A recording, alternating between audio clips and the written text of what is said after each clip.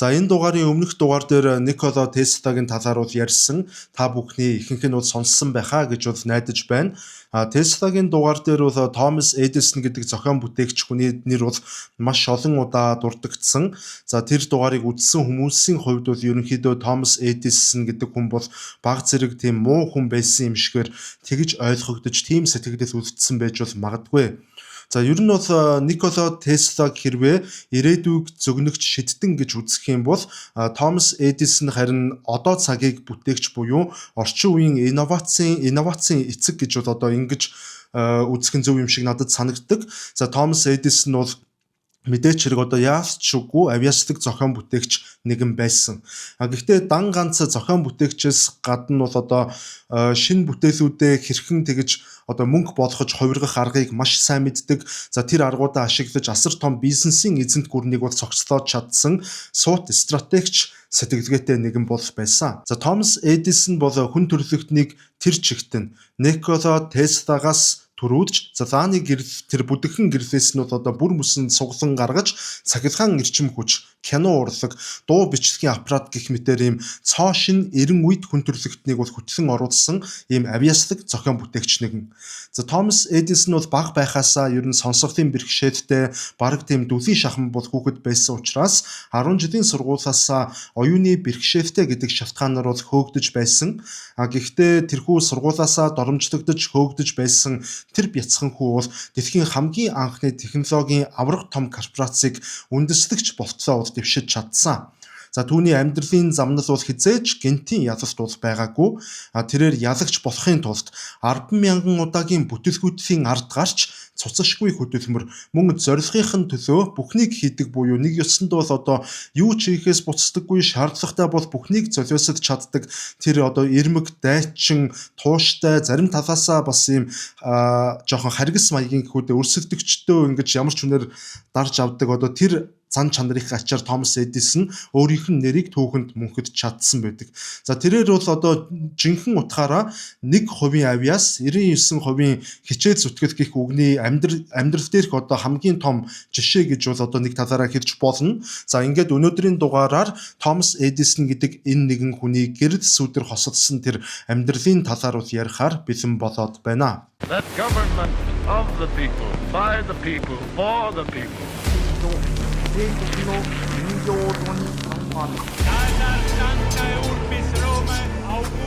Да здравствует мир международный. Урд минь Монголын уулан хад, хойно минь Монголын хүчрхэг их мордчлэг бай. За Томас Эдисон 1847 онд Америкийн нэгдсэн улсын Ohio мужийн Милан хэмээх нэг жижигхэн хотод мэндэлсэн. За тэрээр бага байхаасаа эхлээд юуг ч хамаагүй задлаад, буцаагаад угсарч үздэг маш тийм сониуч зантай, за бас маш их хөдөлгөөнтэй ийм хүүхэд байсан. За улмаар тэрээр 7 настайдаа сургуульд орсон боловч дөнгөж 3 сар сургуульд суралцаад сургуулаасаа бүр мөсөн хөөгдсөн байдаг. За учир нь гэвэл тэрээр бүх зүйлсийг ерөнхийдөө багш нараасаа ингэж байнга асуудаг. За мөн нэг газараа ингэж тогтвортой сууж чаддаггүй. Манайхны хэвтгээр өрөмний өч шиг ийм хүүхэд байсан гэдэг. За ингээд нэгэн удаа түүнийг хичээлдээ сууж байхад нь багш нь түүнийг бусад хүүхдүүдийн нүдэн дээр тэнэг мулхуу ухаан муутай гэх мэтээр маш олон хүүхдүүдийн өмнө ингэж муухай доромжилсан тул Томас Эдисон олон хүүхдүүдийн хажууд эвгүй байдалд орсондоо маш ихээр ичиж санаа зовоод шууд уйлаад гэрлүүгээ гүгээд харьсан гэж бичсэн байдаг. За багшийнх нь Томас Эдисоныг тэгж бусад олон хүүхдүүдийн хажууд тэр муухай үгээр доромжилсан тэр үгс нь энэ Томас Эдисоны зүрхэнд маш гүн гүнзгий шарах үлдээж за өөртөө итгэлийг нь бас тухайн үедээ унтраасан гэдэг. Гэхдээ аз болж Томас Эдисоны ээж бол ийм гайхамшигтай хүн байсан.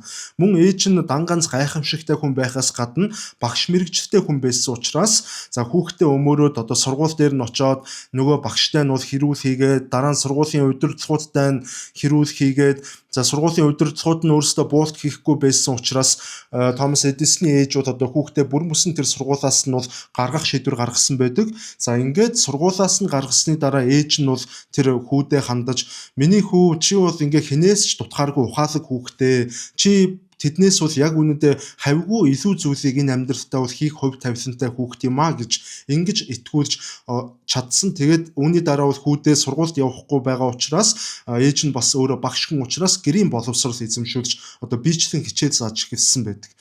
За хожим Томас Эдисон ээжийнхэн талаар дурсан ярихдаа бол миний ээж л одоо намайг одоо өнөөдрийн намайг бүтээсэн гол хүн юм а. Тэр надад маш их итгэж намайг хамгаалдаг байсан. Тиймээс би энэ хорвоо дээр хизээч ээжийнхэн урмыг бол одоо хугалахгүй юм шүү хэмээн ингэж дотроо бодож ийм л ганц зорилготой би энэ насаараа бол амьдрсан гэж ингэж нулимс туслуулан ярьсан ийм одоо баримтууд байдаг. За энэхүү гэрээрээ боловсрол эзэмшээд явж байтал түүнийг 12 настай байхад Эдисны амьдралд бол дахин нэгэн маш том хүнд сорилт тулгарсан. За тэр нь ямар сорилт байсан бэ гэвэл Эдисэн сонсох чадвараа айжмаар алдаж эхэлсэн. За тэрээр бол одоо ингээ бага насандаа буюу одоо бүр жоохон байхдаа нэгэн хүнд өвчин туссны улмаас чихний өрөвсөлттэй болоод тэр чихний өрөвсөлт нь ингэж мэдэгдэхгүй байсаар улам бүр ингэж даймжирсаар тэгээд насанд хүрэх үедээ бол одоо нэг чих нь ер нь бол баг бүрэн сонсголгүй нөгөө чих нь маш бага маш сул сонсголтой одоо нэг өсөндөө бол нөгөө хагас дүлий байдалтай шахуу одоо ийм хүн болж хувирсан. За ингээд яг хав сонсголоо автан гэдэг бол мэдээч хэрэг одоо ямар ч хүний хувьд бол маш тийм хэцүү эмгэнэвтэй ийм үйл явдал боловч одоо сэтгэл зүйн гайхамшигтай хаттай байсан Томас Эдисны хувьд бол тэрээр энэ бүхнийг огтоосоо хүн дээр хүлээж бол аваагүй. За тэрээр өөрийнхөө энэхүү сул талыг бол хүн төрөлхтний түүхэнд хамгийн том давуу тал болгон хувиргаж чадсан нэгэн гэж бас хэлж болно. За учир нь гэвэл Томас Эдисон одоо хожим энэ талаар дурсан ярихдаа бол сонсголгүй байх нь бол надад энэ хүмүүсийн одоо хэрэгцээгүй хий хоосон тэр дими ярианууд, хов живүүд, за мөн одоо тэр гаднах орчны янз бүрийн шууган стрессүүдийг сонсохгүй байх тийм боломжийг надад олгосон. Ингэснээрээ би зөвхөн өөрийнх нь бодол санаанд төвлөрч, өөрийнх нь хийж буй тэр бүх туршилтуудад 100% гүн гүнзгий төвлөрч чаддаг болсон гэж одоо энэ талаараа ингэж олзуурхан ярьсан байдаг. За мөн одоо тэрээр хүмүүсийн юу ярьж байгааг сайн сонсож чаддаггүй байсан учраас тэрээр ерөнхийдөө тэр хүмүүсийн нүүр царайны хувирал, үйл хөдлөл, нүдний хөдөлгөөн гэх мэтэр тэр бүхнийг нь ажиглаад харьцаж буй хүнийхэн тэр альва хүний тэр мөн чанарыг нь бол таньж чаддаг тийм өвөрмөц одоо арга зүй авиасыг бол сурсан нэгэн гэдэг. За энэ чадвар нь түүнийг хожим бизнесийн тэрхүү хатуу ширүүн одоо маш хэцүү тэр ертөнцид бол тийм алсын хараатай тоглогч болоход нь бол тусалсан. За мөн одоо сургуулаасаа хөөгдөж гэрээрээ боловсрол эзэмшиж эхэлсэн Томас Эдисон гэрийнхэн тэр зойрын давхарт бол одоо жижиг хэмжээний химийн лаборатори бол анх байгуулад өдрийн хоолоо одоо сойж байж цуглуулсан олсон тэр бүх мөнгөөр бол өөрийнх нь туршилтуудад шаардлагатай байдаг тэр химийн бодиснуудыг бол худалдан авч зарцуулж ингэж эхэлсэн. За ингэж эхэлснээр бол одоо түүний их зохион бүтээгчийн түүхэн замнал бол гэрийнх нь подволоос эхэлсэн байдаг юм а. За Эдисонд бол одоо бараг бүх зохион бүтээгчдээс ялгаатай мөн одоо Никола Теслагаас хүртэл ялгаатай нэг маш өвөрмөц тал бол байсан. За тэр нь ямар өвөрмөц тал байсан бэ гэвэл Томас Эдисон хизээж бусад зохион бүтээгчүүдийн адилаар тэгж харанхуй шүн гав ганцаараа туршилтынхаа өрөөндөө сууж өөрийгөө бараг дотроос нь төгжиж байгаад шүнжин тийм туршилт хийж хондог тийм эрдэмтэн бол огтоосоо байгаагүй. Харин Эдисон шинжлэх ухааны нефтүүдийг харин ч эсрэгээр нь багийн ажиллагаагаар ажилтдаг тийм системтэй бизнес болгон хувиргаж чадсан хамгийн анхны зохион бүтээгч эрдэмтэн байсан. За 1876 онд Томас Эдисон дөнгөж 29 настай байхдаа цахилгаан мэдээний телеграф хэмээх төхөөрөмжөө бол сайжруулж за түүнээс олсон мөнгөөр бол одоо Нью Жерси мужийн Менло парк хэмээх жижигхэн тосхонд бол дэлхийн хамгийн анхны судалгаа хөгжүүлэлтийн лаборатори хэмээх байгууламжийг бол байгуулж байсан. За энэ газар нь бол одоо эрдэмтэн судлаачид цуглараад шинэ санаануудыг бол тасралтгүй үйлдвэрлэдэг тийм оюуны үйлдвэр болж хувирсан.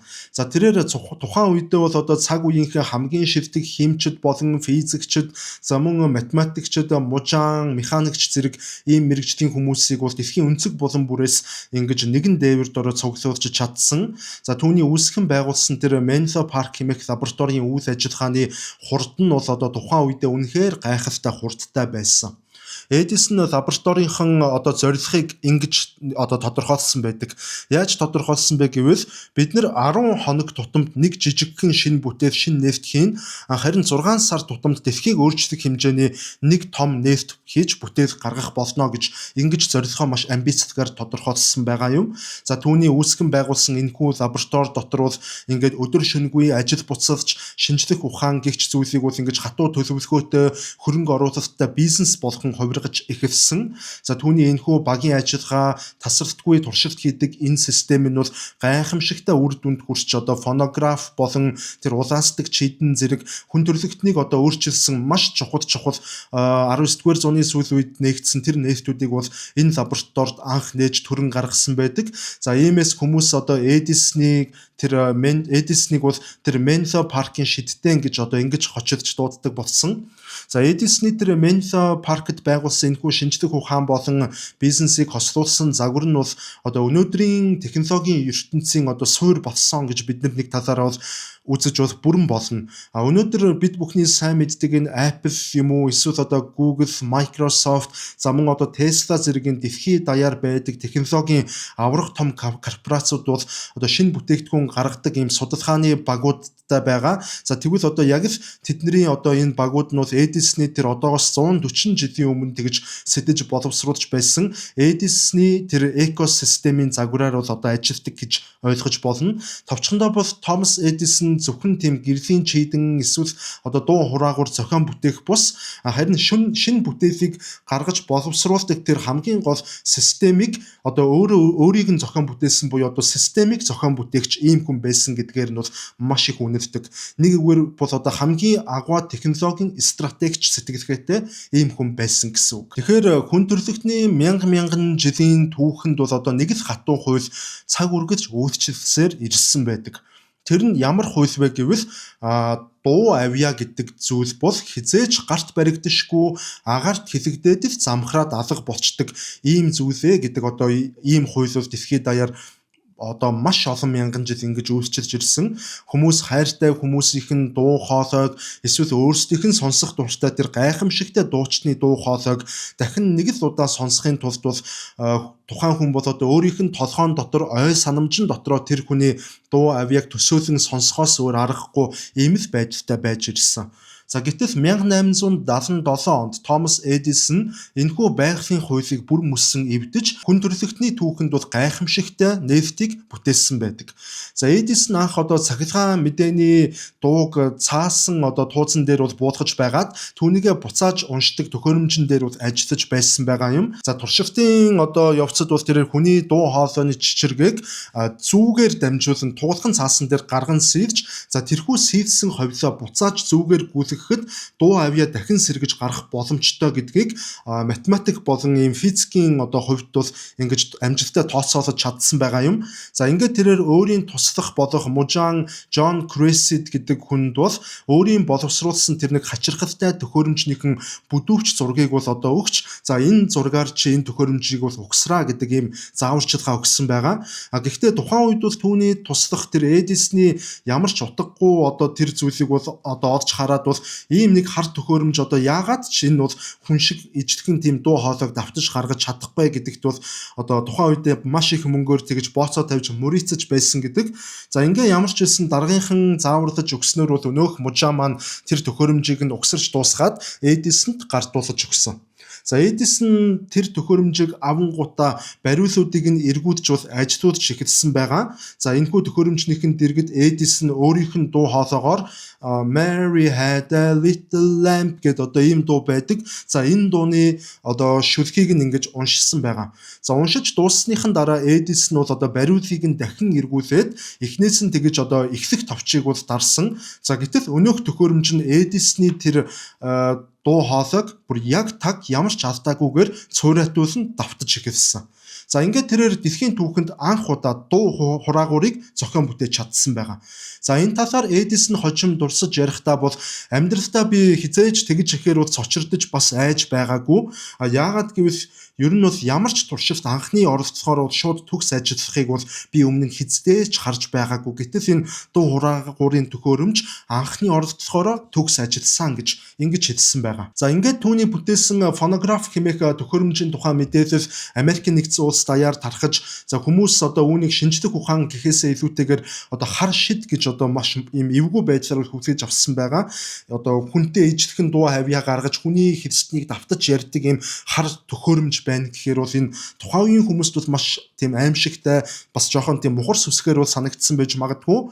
За зарим хүмүүс нь бол одоо бүр өнөөх төхөөрөмжийг нь үзэхээр ирээд за энэ төхөөрөмжийн дотор арай ингээ хүн нуугдчихад байгаа юм биш үстэй гэж тэр төхөөрөмжийг нь одоо задлаж үзэх гэж хүртэл оролдож байсан ийм тохиолдлууд бол одоо хэд хэд гарч байсан гэдэг. За мөн одоо зарим эрдэмтэд бол түүнийг одоо бүр улаан цанд гэж зөөвөр хийж байна гэх мэтээр ингэж одоо маргаж хардаж ингэж жихэлсэн баримтууд байдаг. Гэхдээ яг үнэндээ Томас Эдисонийг хийсэн энэ нефт бол октоосоо зөөвөр байгаагүй. За ингээд дөнгөж 30 настай байсан Эдисон энэхүү нефтээрээ бол дэлхий даяар орших хамгийн алдартай хүн болж хувирч чадсан. За хамгийн чухал нь түүний бүтээсэн энэхүү технологи нь бол энэ орчин үеийн хөгжмийн үйлдвэрлэлийн суурийг тавьсан ийм түүхэн нефт болсон. За өнөөдрийн бид бүхний өдөр тутамдаа сонсож буй энэхүү дуу хөгжмүүд, аудио, ном, янз бүрийн подкастууд болон ер нь энэ мультимедиа чиглэлийн контентын одоо энэхүү гайхамшиг тэртех 1877 онд туулхан цаасан дээр бол мөнхөрч үлдсэн тэр Mary Had a Little Lamb гэдэг одоо хүүхдийн дууны шүлэгнээс бол ихтэй байд юм байна. За тэгвэл одоо дараагийн гайхалтай түүний нефтэн гэвэл мэдээч хэрэг гэрлийн улаастик чийдэн байсан. За ерөнхийдөө Томас Эдисон гэхээр гэрлийн чийдэн ламп зохион бүтээсэн хүн гэдгээр нь бол маш олон хүмүүс түүнийг мэддэг. Гэхдээ Томас Эдисон бол гэрлийн чийдэн хамгийн анх зохион бүтээсэн хүн бол биш. Эдисонээс бараг 70 гаруй жилийн өмнө бол одоо Английн нэрт эрдэмтэн Жозеф Свон гэдэг хүн бол анх одоо гэрэл гаргадаг чийдэнг бол зохион бүтээж байсан. Гэхдээ тэр Англи эрдэмтний бүтээсэн тэрхүү гэрлийн чийдэн нь бол одоо бараг асах үедээ тэгж нүд сохлом тийм хурц гэрэл гаргаж за мөн хамгийн гол нь тэр гэрлийн чийднүүд хэдхэн минут асаж байгаад өөрөө ингээд шатаад заримдаа дэлбэрчдэг байсан. За утас нэг ёсонд ингээд шатаад унтарчихдаг байсан юм муу чийдэн байсан. Хүний хэрэглээнд ашиглах боломжгүй чийдэн байсан. За иймээс одоо Томас Эдисон гэдэг хүн бол гэрлийн чийдэнгийн анхдагч бол биш. Харин энэ хүн бол айл бүхэн ашиглах боломжтой, олон цагаар асдаг, хям дүртэгтэй тийм аюулгүй чийдэнг одоо бүтээх зорилгыг иймээс одоо өмнөө тавьж эхэлсэн. За хямд бөгөөд энэ удаан асдаг чийдэн хийхин тулд одоо дотор нь гэрэлтэх утас буюу тэр филамент гэж нэрлэдэг байгаа тэр утасны бол одоо төгс материалыг олох шаардлага үүссэн. За ийм төгс материал олно гэдэг бол Эдисоны хувьд хамгийн том мөн хамгийн хэцүү ажил байсан. Ингээд Эдисон болон одоо түүний багийнхан одоо манай гариг дээр тэгж байж болох бүхий л материалуудыг бол энэ чиглэлээр бол туршиж одоо нэг өсөндөө бол ингэж шаталтанд оруулж үзсэн байдаг.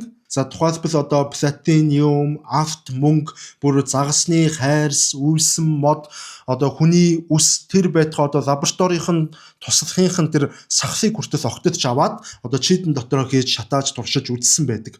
За харамсалтай нь тэр бүгд одоо тэр бүх мянган аргууд бол одоо бүгд амжилтгүй болж бүгдээрээ үнс болон шатаж байсан.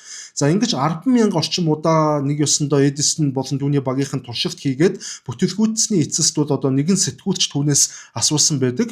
Та ингээд гэрлийн ламп одоо сайн ламп чийдэн зохион бүтээх гэж 10,000 удаагийн бүтэлгүйтэл хийлээ. Одоо та бууж өгөх болоогүй мүү гэж асуусан. За гэтэл Эдисон одоо энэ асуултанд бол өөрийнхөө түүхэнд мөнхөрсөн маш ухаалаг хариултыг бол өгсөн байдаг. Тэрээр сэтгүүлчдэд хандаж за би бол яг үнэндээ нэг ч удаа бүтэлгүйтэйгүй. Би ердөө л гэрлийг асааж болохгүй 10,000 аргыг л олж нээсэн ингэж маш эрг өнцгөөс өөдрөгөр бол ингэж хариулт өгсөн байдаг. За энэхүү ингээд олон жил үргэлжилсэн нүр их туршилтын эцэст 1879 оны 10 дугаар сард бол Менло паркын лабораторид эцэст нэг юм гайхамшиг тохиолсон.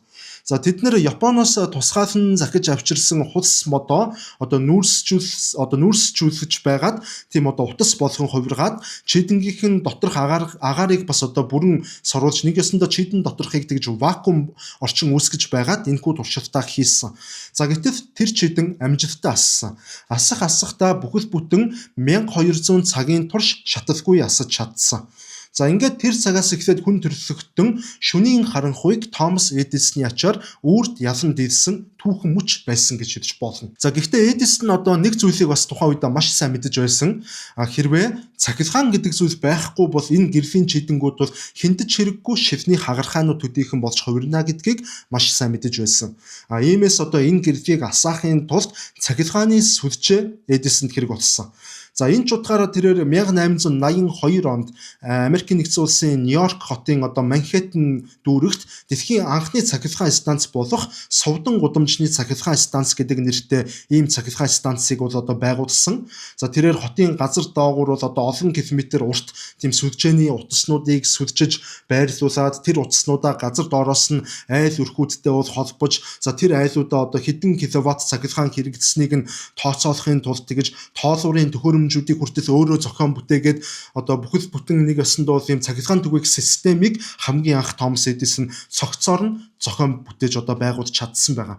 За ингэж тэрээр одоо нэгэн цагт зөвхөн хязгааргүй баян хүмүүсийн гэртэл асдаг байсан тэр гэрэлтүүлгүүдийг Томас Эдисон одоо жирийн ажилчин ангийн айлуудын ширээн дээр авчирч за цахилгааныг одоо хүн бүхний хэрэглээ болгож орчин үеийн хотуудын тэрхүү шөнийн амьдралыг бол тэр чигт нь өөрчилсөн агва гавьятан болж түүхэнд мөнхөрч чадсан байгаа юм аа. За тэгвэл одоо Томас Эдисон гэдэг энэ хүн маань одоо зөвхөн суут зохион бүтээгч бас байгаа тогтохгүй одоо өөрийнх нь бүтээлүүдийг зах зээлд ноёрхуулахын тулд бас юу ч хийхээс буцдаггүй тийм маш одоо хатуу бөгөөд тийм харгас капиталист сэтгэлгээтэй бизнесмен хүн байсан. За тухайн үед угаасаа нөгөө дэлхийд даяар зэрлэг капитализм ноёлж байсан. Одоо ийм л цаг үе учраас тухайн үеийнхэн одоо цаг үеийн урсгалаар бол зэрлэг капиталист сэтгэлгээтэй бизнесмен болохоос өөр аргагүй. За тухайн үе чинь угаасаа одоо яаж бодсон өнөөгийн шиг тийм хөдөлмөрийн хууль, хүний эрхийн мэдрэмж энэ одоо иймэрхүү ойлголтууд бол өнөө цагийн шиг хөгжөөгүй байсан учраас тэр үеийг одоо харгас капитализм гэж бол түүхэнд нэрлэдэг. Тэгэхээр энэ Томас Эдисон одоо энэ харгас энэ юу ч хийхээс буцдаггүй энэ зан чанараараа бол Никола Тесла болон тэр Никола Теслагийн хамтрагч Жорж Вестингаусийн эсрэг хийсэн тэр түүхэнд домог болж үлдсэн гүйдлийн дайны үеэр одоо түүний энэхүү харгас зан чанар бол хамгийн тодор илэрсэн байдаг. Харгас зан чанар хамгийн тодор илэрсэн байдаг. За тухайн үед бол Томас Эдисон ерөнхийдөө өөрийнх нь бүх хөрөнгө болон нэр төр бизнесээ бүхэлд нь бол одоо өөрийнх нь зохиосон тэрхүү тогтмол гүйдэл дээрээ бол боосоо тавьсан байдаг. Гэхдээ одоо энэ систем нь бол мэдээч хэрэг өмнөх дугаар дээр ярьсанчлан тийм холын зайд цахилгаан дамжуулалт хийх одоо чадамжгүй ийм маш том сул талтай байсан. Харин түүний хуучин ажилтан байсан тэр Никола Теслагийн зохион бүтээж за тэр бомтон Жорж Вестингаусийн зах зээлд нэвтрүүлж эхэлсэн тэр хувьсах гүйдэл бол хэдэн зуун километрийн цаадах зайд ч гэсэн цахилгаан тог дамжуулж за дээрэс нь тэрийгээ бол асар одоо хям дүнээр эрчим хүч ийм дамжуулах чадвартай хавьгүй илүү боловсронгуй ийм технологи бол нөгөө талд Тесла болон Вестингаус нарын гарт бол атгагдж байсан. За технологийн хувьд ингээд ерөнхийдөө Томас Эдисоны тогтмол гүйдэл бол одоо хувьсах гүйдэлд бол нэгэнт ялагдсан гэдэг нь тодорхой болсон даруйд бол Эдисон зүгээр нэг бууж өгөхийн оронд өөрийнх нь тэр нэр алдар болон хэвлэл мэдээллийн хүчийг ашиглаж бол түүхэнд хамгийн бохир хар PR-ийн компанид ажлыг эхлүүлэхээр шийдсэн байдаг. За үүний зорилго бол одоо хүмүүсийн тархинд бол хувьсах гүйдэл гэдэг зүйл бол одоо хүнийг шууд авдаг үхлийн аюултай мангас гэдэг одоо ийм ойлголтыг бол өгөхөд оршиж байсан. За Эдисоны энэхүү PR одоо ажиллаа хийхийн тулд бол сургуулийн хүүхдүүдэд тэрээр мөнгө төлж байгаа золбин гудамжны нохоо муур ч юм уу иймэрхүү амьдтыг бол ингэж амьдаар нь бариулж авчирдаг байсан. За улмаар үүний дараа бол тэрээр сэтгүүлчд болон олон нийтийг дуудаж байгаад олон нийтийн өмнө нүдэн дээр Теслагийн хувьсах гүйдлэр тэдгээр амьтдыг бол одоо цахилгаанд цохиулж амьдаар нь шатааж авч ингэж олон нийтэд харуулж энэ хувьсах гүйдэл бол амьд хүрдэг ийм аюултай зүйл юм а гэдэг ойлголтыг өгөхөөр хичээсэн байдаг. За тэрээр одоо хүмүүс цахилгаанд цохиулж одоо өгөхийг бол нэг ёсондоо бүр Вестингаус дахь Westinghouse дуулах гэдэг одоо ийм нэршилийг хүртэх тухайн үеийн нийгмийн амьдралд ингэж баг хэвшмэл ойлголт хэвс үг маягаар ингэж оруулах ийм одоо төлөвлөгөөтэй байсан. За хожим бүр одоо 1903 онд бол Томас Эдисон Топси хэмээх нэртэй амьтны хүрээлэнгийн маш том биетэй тийм зааныг хүртэл ингэж хувьсах гүдлийн цахилгаанаар цахиулж ингэж амийг нь хөнөөж түүнийгээ бас камерт бичиж авсан одоо ийм үйл явдал болсон. За мөн Эдисны энэхүү харгицлал зөвхөн бас амьтдаар бол тогтоогүй. Тухайн үедээ бол одоо Америкийн нэгдсэн улсын тэр Нью-Йорк мужи бол цаазаар авах ялыг одоо гүйцэтгэх арай илүү тийм хүмүүнлэг аргыг бол хайж байсан байгаа юм.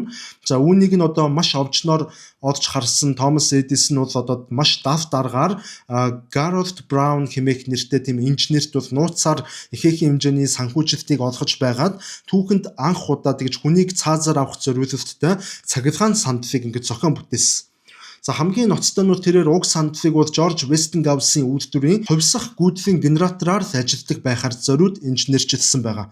За өөрөөр хэлбэл нэг ёсонд бол өөрийнх нь тогтмол гүйдлээр бол тэр цахилгаан сандал ажиллах боломжгүй зөвхөн Никола Теслагийн тэр хувьсах гүйдлээр л ажиллаж хүн ална гэсэн үг. За ингээд 1890 онд бол тэрхүү цахилгаан сандлаар William Kempfer хэмээх гэмт хэрэгтнийг бол анх удаага олон нийтийн өмнө саазалсан. За гэвч тухайн үед бол одоо тооцоолол буруу байсны улмаас тухайн хэрэгтэн цахилгаан сандал дээр суугаад шууд өөхөх бус харин амьдараа шатаж маш удаан аимшигтайгаар тарчилж байгаад үгсэн байгаа юм.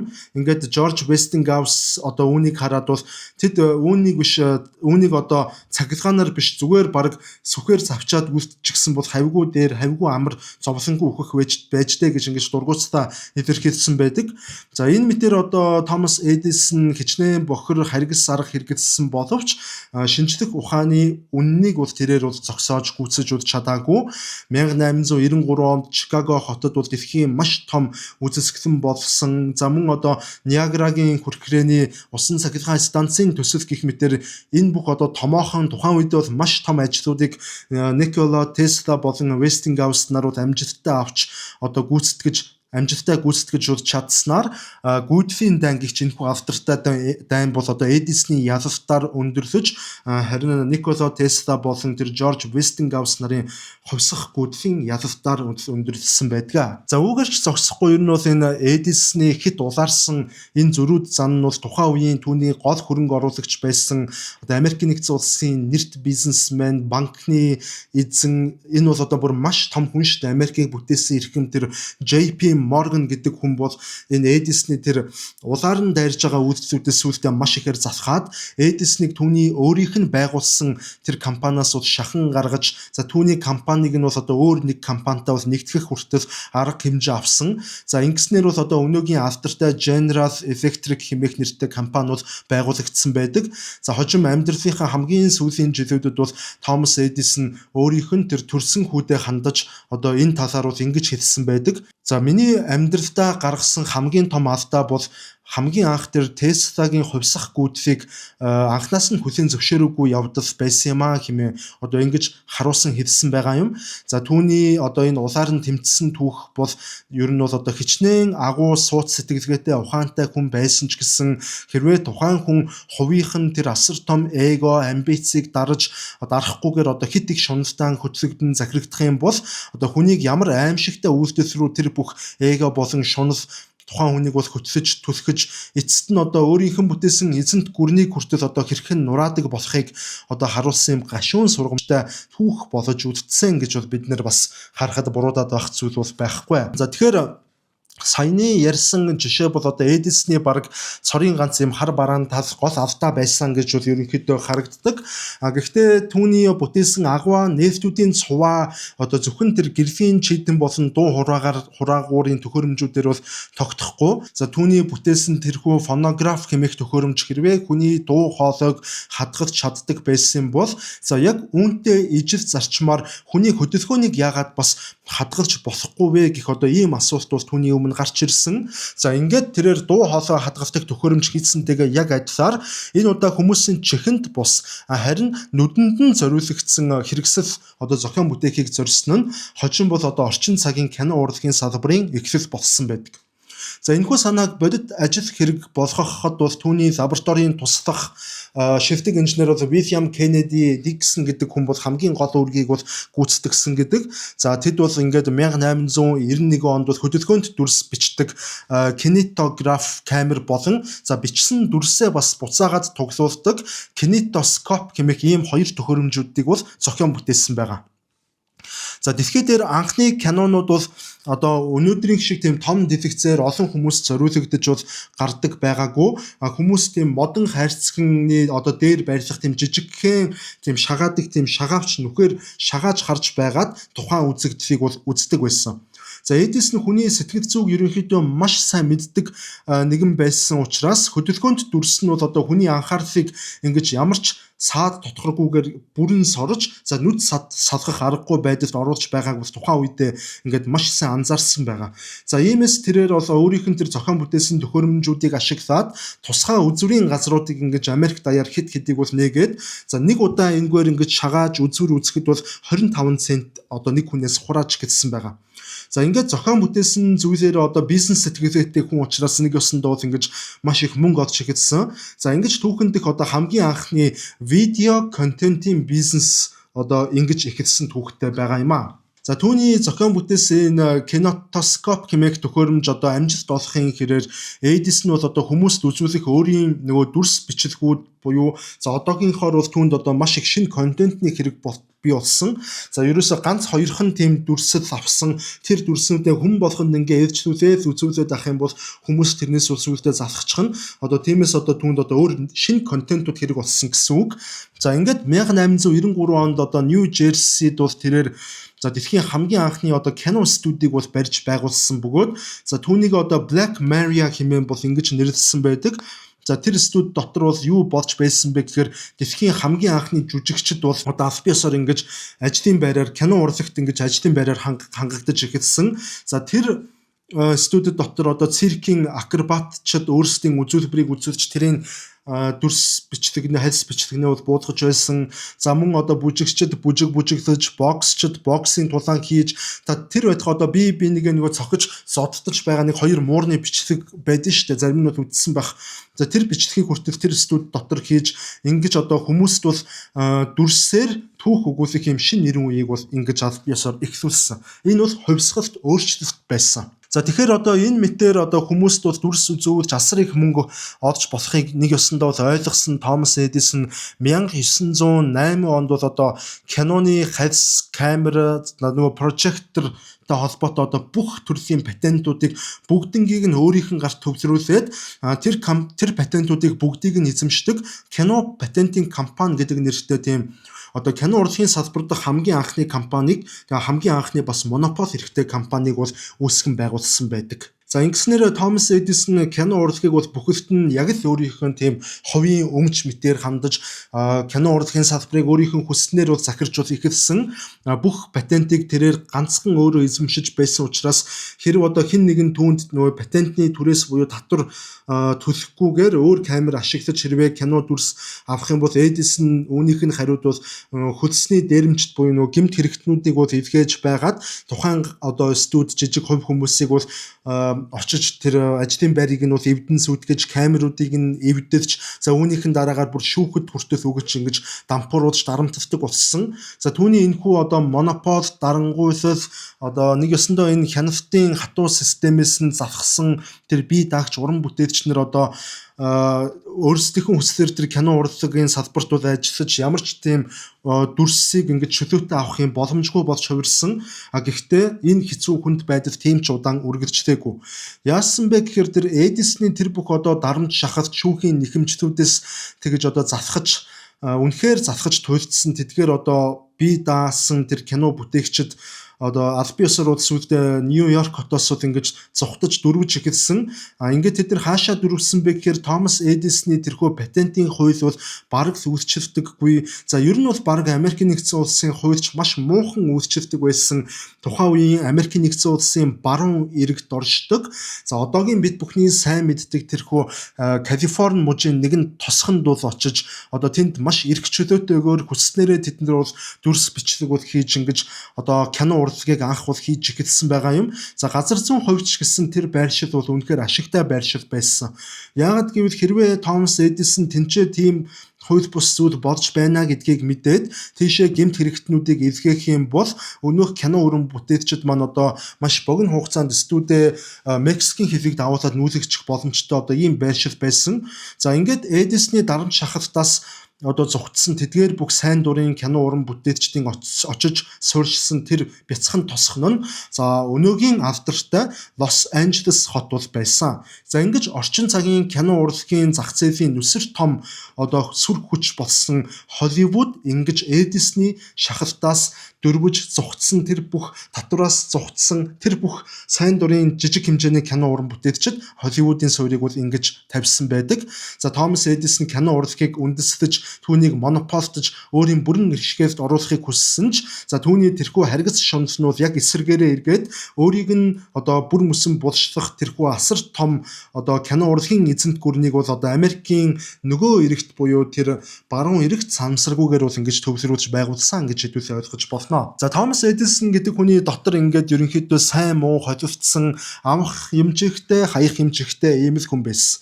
Авиастай хүн байсан уу гэвэл мэдээж маргах аргагүй авиастай хүн байсан. Гэхдээ түүнд Никола Тесла шиг бол толгой дотроо бүх зүйлийг 3 хэмжээсээр бол харж байгаад толгой дотроо шинэ бүтээлээ угсраад бас толгой дотроо тэгж бүх туршилтаа хийж чаддаг тийм хэмжээний бол байгалийн гоц авиас бол Томас Эдисонд бол байгаагүй.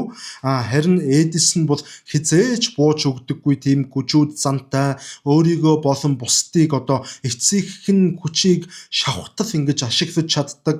Одоо нэгэсэндээ бол тийм маш туйлын одоо хязгааргүй хөдөлмөрч тэр мөн чанараараа бол одоо дэлхийн түүхэнд бол тэр хүн ингэж өндөрөөр мандаж бичигдэж бол чадсан. За 1929 онд бол нэгэн сэтгүүлч түүнээс түүний амжилтын нууцын талаар бол асуухад тэрээр дэлхийн түүхэнд мөнхөрсөн бас нэгэн хариултыг бол өгсөн. За тэр нь ямар хариулт байсан бэ гэвэл суут ухаан гэдэг зүйл бол хоёр зүйлийн нийлбэр. Энэ бол 1% онгод 99% хөлс хөдөлмөр. Энд хоёр нийлж байж суут ухаан бий болдгоо гэдэг ийм алдартай хариулт бол хэлсэн. Тэгэхээр энэ бол зүгээр нэг тийм уран цэцэн үг бол огтоосоо биш байсан. За харин одоо түүний бүтээсэн амьдралын бодит баталгаа байсан. Энэ бол за тэр үнэхээр өөрийнхөө тэгж үйл хэрэгээр бол эцэс төгсгөлгүй туршилтууд хийж маш олон алдаануудыг гаргаж сохиролтгүй хөдөлмөр хийсний эцэст хэрхэн хөдөлмөр хүнийг амжилтанд хүргэж чаддгийг бол өөрийнх нь жишээгээр бол дэлхийн нийтэд харуулж чадсан. За түүний энэхүү хөдөлмөрч зангийн бодит үр дүнг бол одоо дүр дүн нь бол тоогоор одоо маш сайн илэрдэг. За ямар тоогоор илэрдэг вэ гэвэл Эдисон 84 наслахта Америкийн нэгдсэн улсын патентын газарт өөрийнх нь нэр дээр нийтдээ 1093 ширхэг шинэ бүтээлийг аль бие ёсоор бүртгүүлсэн байдаг. 1093 шинэ бүтээлийг энэ яваа наснда энэ зохион бүтээгч бүтээсэн гэсэн үг. Хэрвээ хувь зохион бүтээгч ганцаараа нөгөө нэг одоо Никола Тесла шиг ч юм уу ингээд лабораторид ганцаараа сууж цэвэр хонготороо ингэж хөглөгддөг ийм бүтээгч бол ингэж 1000 гаруй бүтээлийг нэг наснда 80 наснда 84 наснда бол гаргах ямар ч боломжгүй. Тэгэхээр энэ хүний гол тэр ажил бол системийг зохион бүтээсэн ажил байгаа. Зохион бүтээх ажил, шинжлэх ухааны ажил, шинэ бүтээл бүтээх ажлыг ингэж системчилж зохион байгуулалтанд оруулснаар шинэ бүтээлийг үйлдвэрлэдэг буюу оюун санааны бүтээл үйлдвэрлэдэг тэрхүү бизнесийн схем буюу системийг зохион бүтээж чадсан байгаа юм. Энэ нь бол маш тодорхой харагдаж байгаа.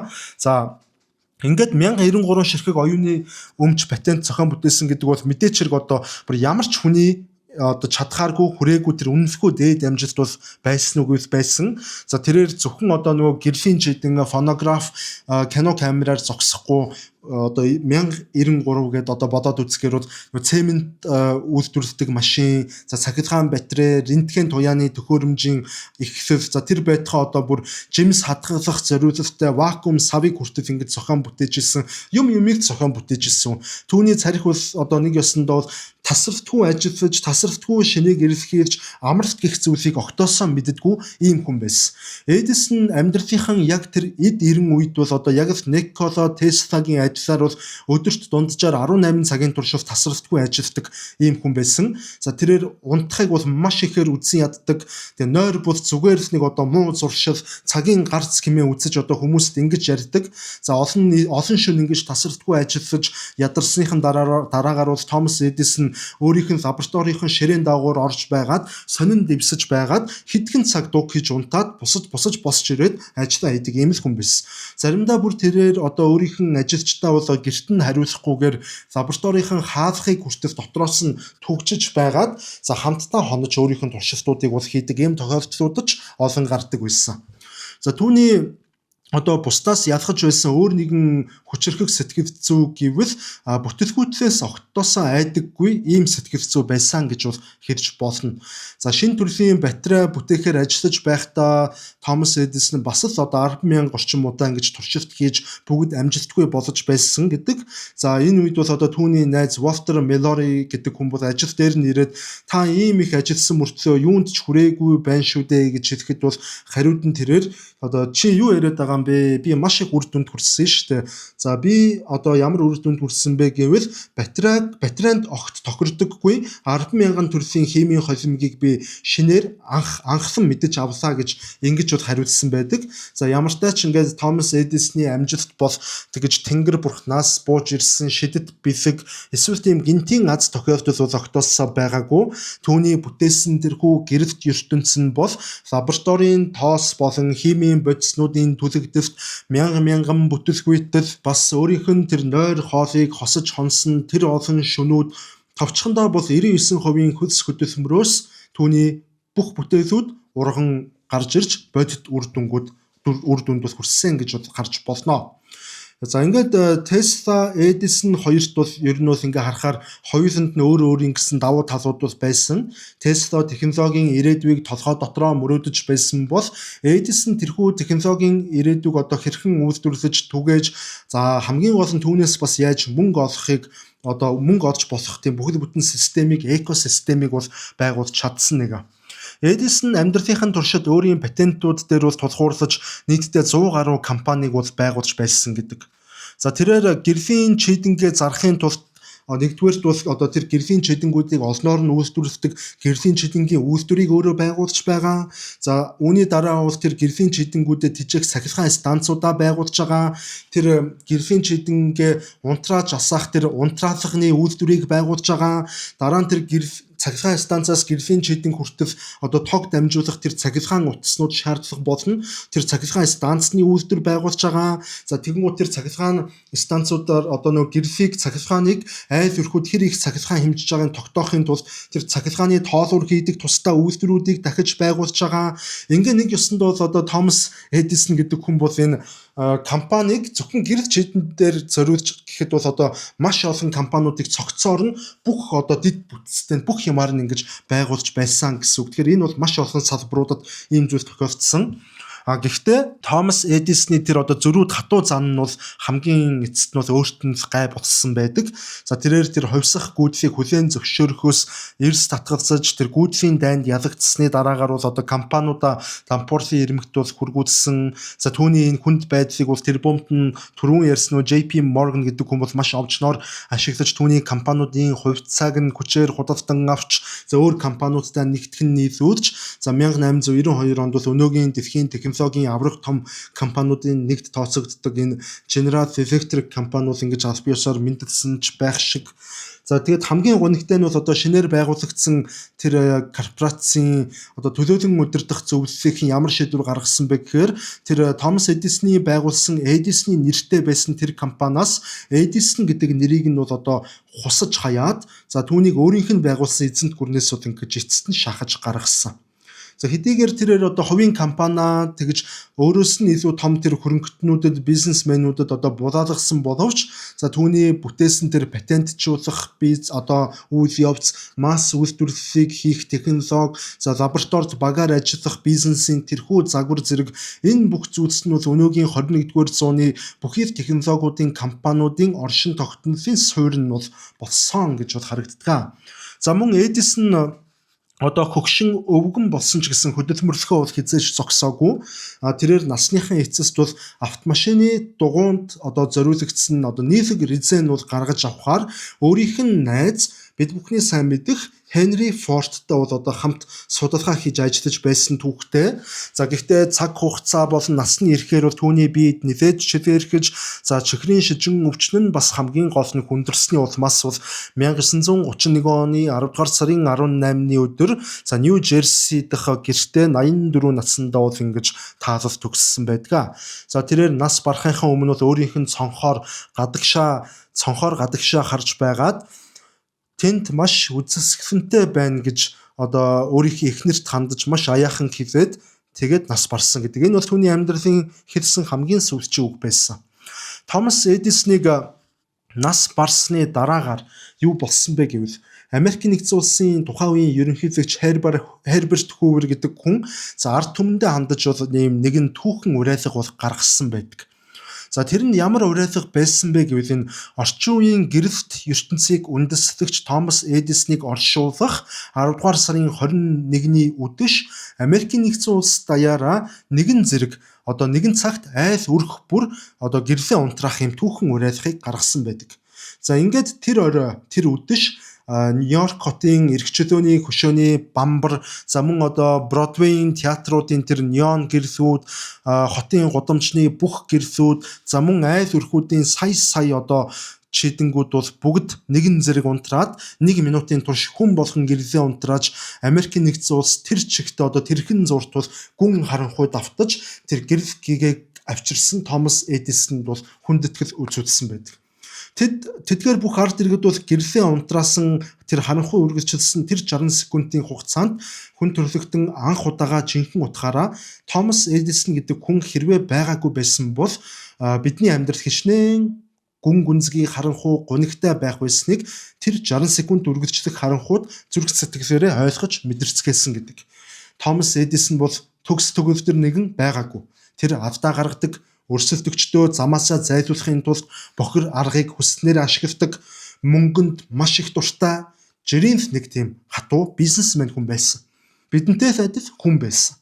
Гэхдээ түүний хизээч бууж өгдөггүй гүжүүд зан 10,000 удаа унсан ч дахиад хөл дээрээ босож чаддаг тэр дайчин хатуужилтай зан мөн одоо 1% авиасыг 99% хөдөлмөр хөлсөөр нөхөж чаддаг тэрхүү цусашгүй хөдөлмөрч зан нь түүнийг хүн төрлөختнийг одоо зааны гэрлээс нь бол сух татан гаргаж өнөөдрийн цахилгаан эрчим хүчний гэрэлт ирэн үед бид бүхнийг бол хүргэсэн. Үүнтэй маргах арга байхгүй.